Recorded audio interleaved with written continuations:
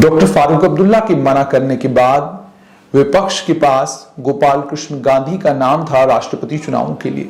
कल विपक्षी दलों की एक बैठक होने जा रही है और 21 जून 2022 को ऐसा लग रहा है विपक्षी दल मिलकर एक नाम पर सहमति जता सकते हैं और उस एक नाम को राष्ट्रपति चुनाव में, उस एक व्यक्ति को राष्ट्रपति चुनाव में उतार सकते हैं।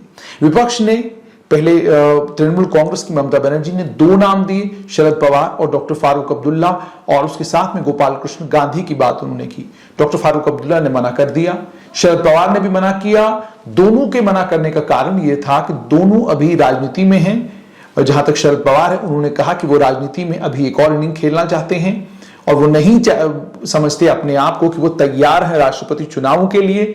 और दूसरी तरफ डॉक्टर फारूक अब्दुल्ला ने साफ किया कि उनके लिए जम्मू कश्मीर में बहुत सारा काम है करने के लिए, फिलहाल वो राष्ट्रपति चुनाव के बारे में सोच भी नहीं सकते हैं। आदर सम्मान सहित उन्होंने सभी का शुक्रिया अदा किया और ये कहा कि मुझे राष्ट्रपति चुनाव के लिए एक मेरा नाम जाना और साथ में अलग अलग दलों का उसके बाद फोन करके मुझे ये कहना कि वो मेरा समर्थन करना चाहते हैं, उसके लिए मैं उनका धन्यवाद करता हूं। लेकिन मैं इन चुनाव में भी उतर नहीं सकता क्योंकि जम्मू कश्मीर में बहुत सारा काम है जो करने वाला है।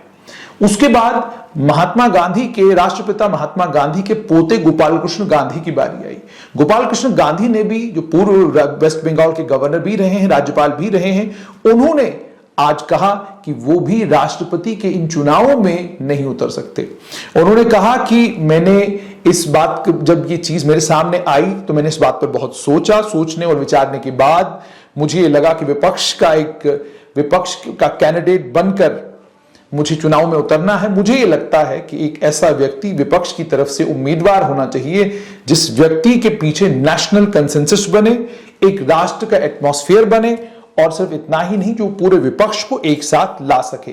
बहुत सारे लोग और हैं मेरे अलावा जो ये काम बहुत बेहतर कर सकते हैं, इसलिए मैंने तमाम नेताओं से गुजारिश की है कि आप ये मौका किसी और आदमी को दें। और सिर्फ इतना ही नहीं, उन्होंने कहा मैं चाहता हूं कि देश का राष्ट्रपति वो बने जिसके जहन में जिसको ये मालूम हो कि इस पद पर आसीन कभी हुआ करते थे सी राजगोपालाचार्य, जो लास्ट गवर्नर जनरल थे देश के, और उसके बाद इस पद पर आसीन हुए थे आजाद भारत में डॉक्टर राजेंद्र प्रसाद, जो देश के पहले राष्ट्रपति बने थे।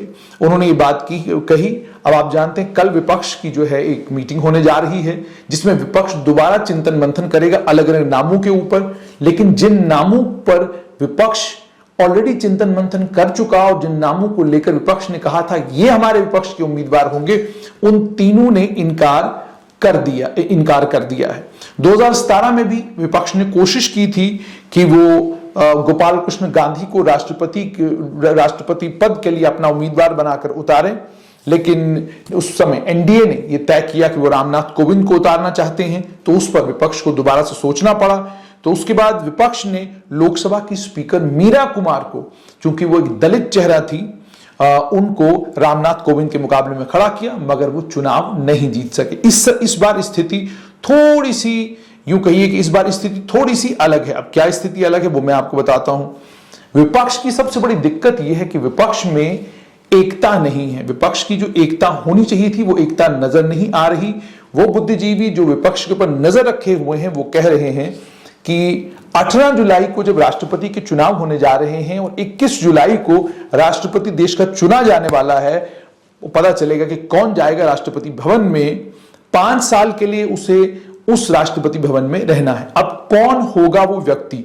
अगर आप इस समय समीकरणों पर नजर दौड़ाएं तो आपको साफ तौर पर पता, पहले तो आपको ये समझना जरूरी है कि राष्ट्रपति को लोकसभा राज्यसभा के तमाम मेंबर और उसके अलावा 28 स्टेट असेंबलियां और 3 यूनियन टेरिटरियों की असेंबलियां जो हैं वो मिलकर बनाती हैं। इसका मतलब ये 28 स्टेट असेंबलियों के अलावा दिल्ली, पुडुचेरी और जम्मू कश्मीर की इस वक्त लेजिस्लेटिव असेंबली है नहीं, तो राष्ट्रपति के चुनाव में इस बार जम्मू कश्मीर हिस्सा नहीं लेगा। टोटल 776 एमपी और 4120 एमएलए का इलेक्टोरल कॉलेज बनाते हैं। इन्हीं ने ही वोट डालना है और इन्हीं के वोट से तय होगा कि देश का राष्ट्रपति कौन बनेगा। अगर न्यूमेरिकली देखा जाए तो भारतीय जनता पार्टी हार भी सकती है। बीजेपी के पास मेंबर पार्लियामेंट तो बहुत ज्यादा है, लेकिन जो नॉन बीजेपी दल हैं यदि वो इकट्ठे हो जाते हैं तो उनके पास एमएलए बहुत ज्यादा है। लेकिन अब ये असेसमेंट इस बुनियाद पर है कि तमाम नॉन बीजेपी पॉलिटिकल पार्टीज यानी सारा विपक्ष इकट्ठा हो जाए और इकट्ठा होकर एक कैंडिडेट के लिए एक कैंडिडेट के लिए वोट डाले, तो तब जाकर ये संभव होगा। लेकिन इतनी यूनिटी विपक्ष में हो, इसकी संभावनाएं बहुत कम है। क्यों है?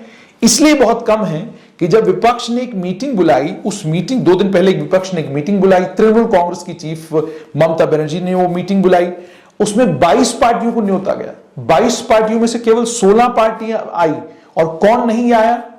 बड़े दल नहीं आए जिनके पास अच्छा खासा नंबर है। उड़ीसा से बीजू जनता दल नहीं आया, वाईएसआर कांग्रेस तेलंगाना से नहीं आई, तेलंगाना राष्ट्र समिति नहीं आई, उसके बाद आम आदमी पार्टी नहीं आई, माफ कीजिएगा वाईएसआर कांग्रेस जो आंध्र प्रदेश में इस समय जो है सत्ता में है, और तेलंगाना राष्ट्र समिति नहीं आई, आम आदमी पार्टी नहीं आई। बीजू जनता दल और वाईएसआर कांग्रेस का जहां तक ताल्लुक है, पिछली बार आपको याद होगा उन्होंने भारतीय जनता पार्टी के नॉमिनी रामनाथ कोविंद को वोट डाला था। इसी तरीके से विपक्ष अब जो कोशिशें कर रहा है, वो कोशिशें कामयाब क्यों नहीं हो सकती? उसका कारण है, सबसे बड़ा कारण ये कि एक उदाहरण के लिए ले लीजिए, सबसे पहले वेस्ट बंगाल में ममता बनर्जी चुनाव लड़ रही थी और कांग्रेस जानती थी कि भारतीय जनता पार्टी का मुकाबला केवल और केवल तृणमूल कांग्रेस करेगी, लेकिन प्रत्याशी उतारे गए। हर राजनीतिक दल ने अपने प्रत्याशी उतारे, तो अब सोचिए तृणमूल कांग्रेस और कांग्रेस एक पेज पर कैसे आ सकते हैं। इसी तरीके से यूपी के चुनाव में कांग्रेस भलीभांति जानती थी कि मुकाबला समाजवादी पार्टी और भारतीय जनता पार्टी के बीच में, लेकिन बीएसपी, कांग्रेस और बाकी अन्य कई दलों ने चुनाव तो लड़ा, चुनाव में सभी उतरे। तो जब कांग्रेस ने समाजवादी पार्टी के खिलाफ चुनाव लड़ा, बीएसपी ने समाजवादी पार्टी के खिलाफ चुनाव लड़ा, तो अब समाजवादी पार्टी बीएसपी और कांग्रेस के साथ हाथ मिलाए, इसकी संभावनाएं कितनी हैं। इसी तरीके से अगर थोड़ा आप और जाते हैं तो आपको हर जगह यह मालूम पड़ता है कि नॉन बीजेपी पार्टियां जितनी भी हैं, उनकी अपनी अपनी दिक्कतें और अपने अपने इलाकों में अपनी अपनी परेशानियां हैं। तो क्या इन चीजों को ध्यान में रखते हुए विपक्ष एकजुट होकर वोट डालेगा? और अगर विपक्ष एकजुट होता है तो संभवतः उसके बाद सबसे पहले तो कंसेंसस बनाना है एक कैंडिडेट के इर्द गिर्द। डॉक्टर फारूक अब्दुल्ला ने मना कर दिया, गोपाल कृष्ण गांधी ने मना कर दिया, शरद पवार ने मना कर दिया। अब विपक्ष के पास बचा कौन है? कौन सा चेहरा है ऐसा जिस चेहरे को विपक्ष उतारेगा और सारे विपक्षी दल और अलग अलग राज्यों में जो क्षेत्रीय पार्टियां हैं, वो सारी क्षेत्रीय पार्टियां मिलकर बीजेपी को चुनौती देंगी? इसकी संभावनाएं बहुत कम है। ये राजनीतिक विशेषज्ञ कहते हैं। वो विशेषज्ञ ये भी कहते हैं कि जो कांग्रेस को रोल प्ले करना चाहिए, वो रोल कांग्रेस प्ले नहीं कर रही है। कि आप आंध्र प्रदेश जाते हैं तो आप वाईएसआर के खिलाफ बयान देना शुरू करते हैं, आप तेलंगाना जाते हैं तो टीआरएस के नेता के खिलाफ बयान देना शुरू करते हैं, आप वेस्ट बंगाल जाते हैं तो ममता के खिलाफ बोलना शुरू करते हैं, आप उड़ीसा जाते हैं तो वहां पर नवीन पटनायक के खिलाफ बोलना शुरू करते हैं। तो यानी जहां कांग्रेस का अपना भी कुछ वर्चस्व है, थोड़ा बहुत बचा हुआ, उस वर्चस्व को बचाने के लिए और अपने पार्टी कैडर को रिजुविनेट करने के लिए जिस भाषा का प्रयोग कांग्रेस के नेता करते हैं, उस भाषा के कारण विपक्ष इकट्ठा हो, इसकी संभावनाएं बहुत कम है। और उसके बाद विपक्ष के आंतरिक मतभेद बहुत सारे हैं, उन आंतरिक मतभेदों के चलते भी विपक्ष एक पेज पर नहीं आता।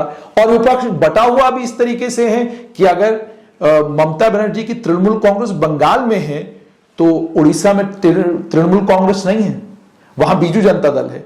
इसी तरीके से अगर बिहार में राष्ट्रीय जनता दल है तो यूपी में राष्ट्रीय जनता दल नहीं है, वहां पे समाजवादी पार्टी है।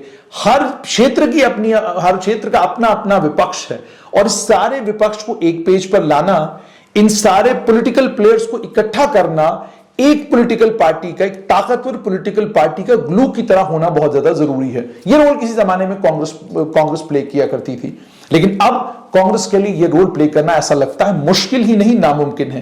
तो अगर कांग्रेस के लिए यह रोल प्ले करना मुश्किल ही नहीं नामुमकिन है, दूसरी तरफ राजनीति के चाणक्य कहे जाने वाले केंद्रीय गृह मंत्री अमित शाह हैं और उसके बाद भारतीय जनता पार्टी की पॉलिटिकल मशीनरी है।